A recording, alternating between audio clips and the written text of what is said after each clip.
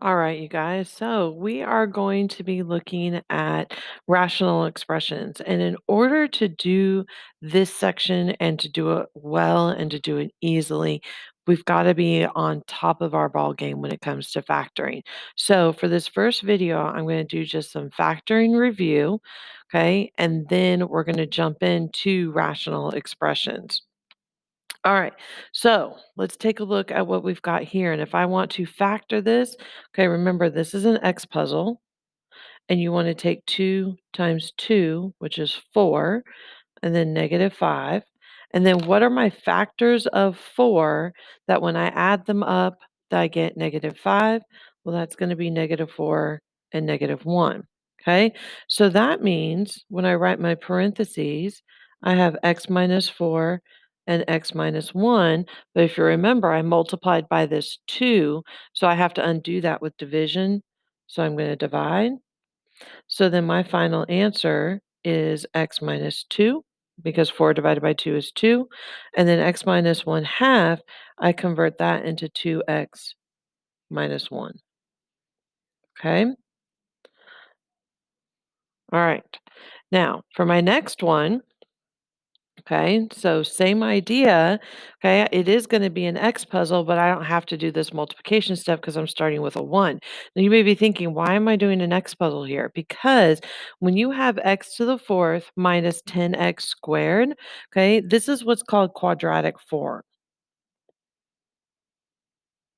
Now, it's not a quadratic equation because the highest exponent is 4. So it's a polynomial, okay? But when it's of this form, okay, you can use an X puzzle to factor it, and so you'll have 21 at the top, -10.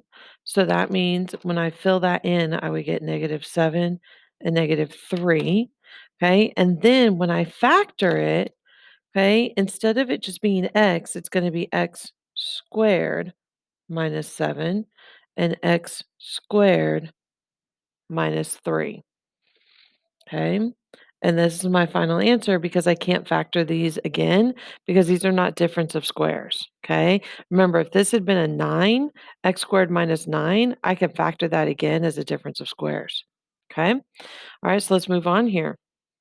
So now I've got negative 10x to the third plus 15x squared.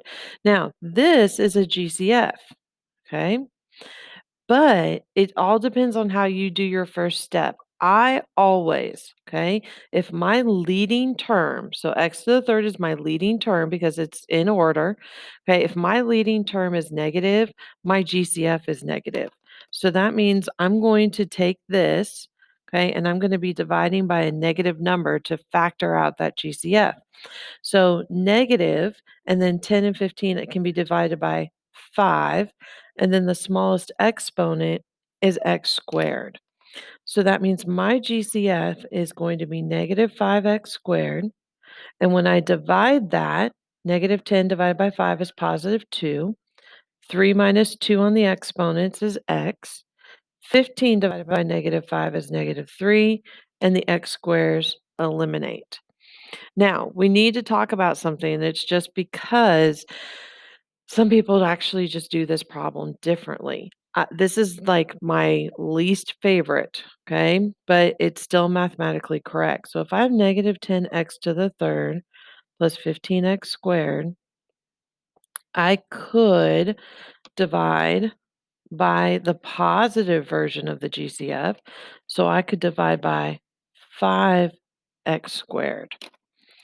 So that means I'd have a 5x squared on the outside, but then now look how it also adjusts what's inside the parentheses because negative 10 divided by 5 is negative 2x. 3 minus 2 doesn't change. And 15 divided by 5 is plus 3, and the x squares still eliminate.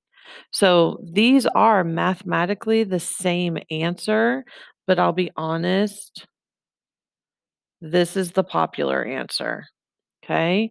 This is the popular answer. This is the not so popular answer. Okay.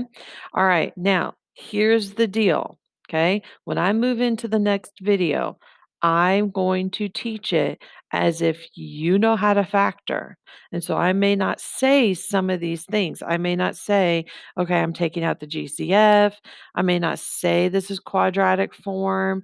I may not say this is the exponential. I'm just going to jump in because the factoring part, my assumption is that you understand how to factor from this point forward. Okay. All right. I'll come back in video number 2 and we'll get going.